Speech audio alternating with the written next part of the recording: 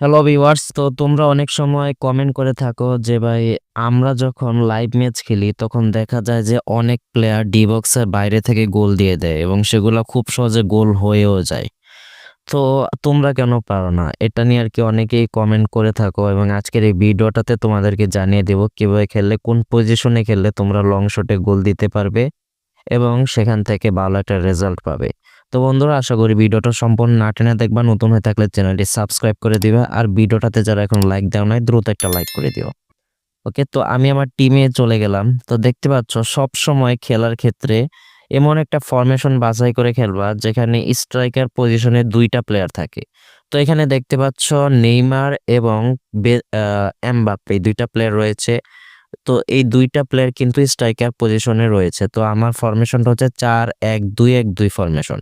এখন long shot খেলার ক্ষেত্রে প্রথমত তোমাদেরকে যেটা মাথায় আনতে হবে সেই বিষয়টা হচ্ছে এই স্ট্রাইকার দুইটা যে রয়েছে এই স্ট্রাইকারের শট কত, অর্থাৎ শুট কত। দেখতে পাচ্ছ নেইমারের শুট হচ্ছে ৯৫, অন্যদিকে এমবাপ্পের শুট হচ্ছে ৯৭। তো এগুলা দিয়ে কিন্তু চলবে না, এখানে ১০০ শুট এমন একটা প্লেয়ার আনতে হবে। তো আমার এখানে কিন্তু মেসি রয়েছে, ওর শুট হচ্ছে ১০০। তো আমি মেসিকে জাস্ট এমবাপ্পের জায়গায় নিয়ে আসলাম। ওকে, তো এখন নেইমারকে চেঞ্জ করতে হবে। তো নেইমারের শুটটা হচ্ছে ৯৫। এখন এখানে দেখা যাক কার শুট ১০০ রয়েছে। তো এখানে কিন্তু এই যে গ্রিজম্যানের শুটটা কিন্তু ১০০ রয়েছে। তো আমি চাইলে এই গ্রিজম্যানকে এখানে আনতে পারি। তো জাস্ট এই গ্রিজম্যানকে নেইমারের জায়গায় আর কি সোয়াপ করলাম। তো এখানে দেখতে পাচ্ছ আমার এই স্ট্রাইকার পজিশনে যে দুইটা প্লেয়ার রয়েছে লিওনেল মেসি এবং গ্রিজম্যান, ওদের দুইজনের শুটে কিন্তু ১০০ রয়েছে।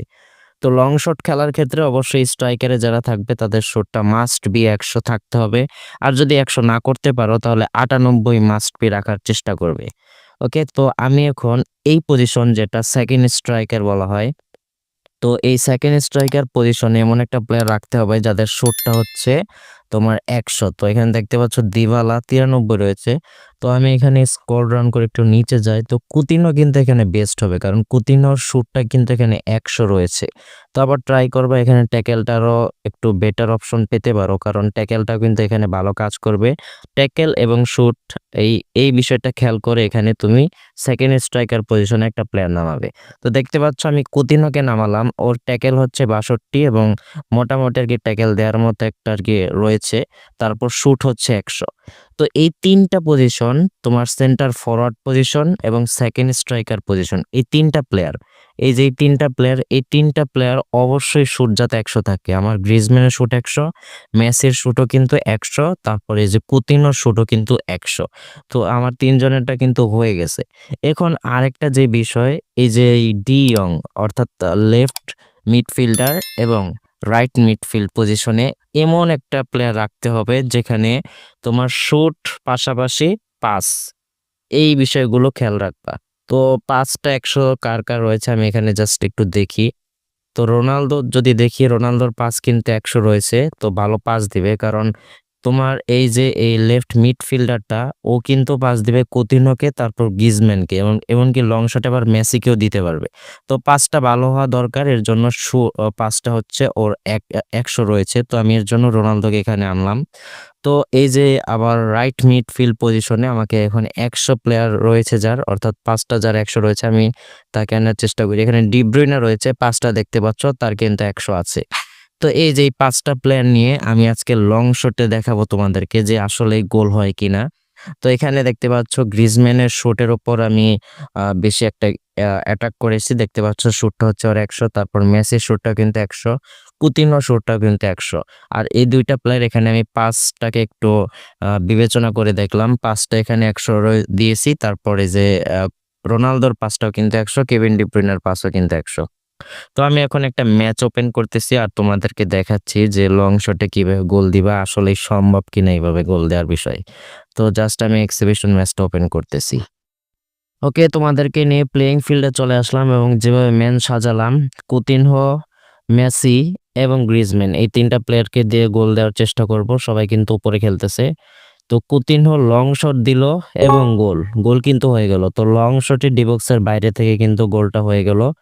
দেখা যাক আর একটিবার দেব গোল লং শটে, ডি বক্সের বাইরে থেকে দেওয়ার চেষ্টা করব। এবারও কিন্তু সেই কুতিনহোই সেম। তো ডিবক্সের বাইরে থেকে শট এবং গোল। তো দেখতে পেলে অলরেডি 2টা গোল কিন্তু দিয়ে দিলাম ডিবক্সের বাইরে থেকে 23 মিনিটের মাথায়।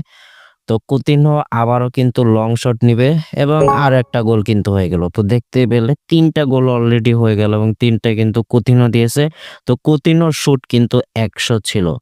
ওকে, তো এবার দেখার বিষয় মেসিকে দেবার চেষ্টা করি, দেখা যাক। মেসি লং শট নিবে এবং গোল। তো মেসির শুটটাও কিন্তু 100, মেসিও কিন্তু গোল দিয়ে দিল লং শটে ডিবক্সের বাইরে থেকে। তো গ্রিজম্যান ওখানে আবার মেসি এবং লং শট নিবে ডিবক্সের বাইরে থেকে, গোল। তো গোল আর গোল হবে যদি তোমার শুট 100 থাকে স্ট্রাইকারদের। তো মেসিও কিন্তু 5ম গোলটা দিয়ে দিল, দলীয় 5ম গোল। এবার কিন্তু মেসি আবারও লং শট এবং গোল। তো দেখতেই পাচ্ছ আমি কিন্তু ডিবক্সের ভিতরে যাচ্ছি না, ডিবক্সের বাইরে থেকে গোলগুলো দেওয়ার চেষ্টা করতেছি। ওকে, তো আমি এবার গ্রিজম্যানকে দেওয়ার চেষ্টা করব, দেখা যাক গ্রিজম্যান পারে কিনা। গ্রিজম্যানেরও কিন্তু শুট 100 রয়েছে, লং শট নিলাম এবং গোল। তো দেখতেই পেলে 7টা গোল দিয়ে দিলাম একটা ম্যাচের মধ্যে, তো আরও বেশিও দেওয়া সম্ভব।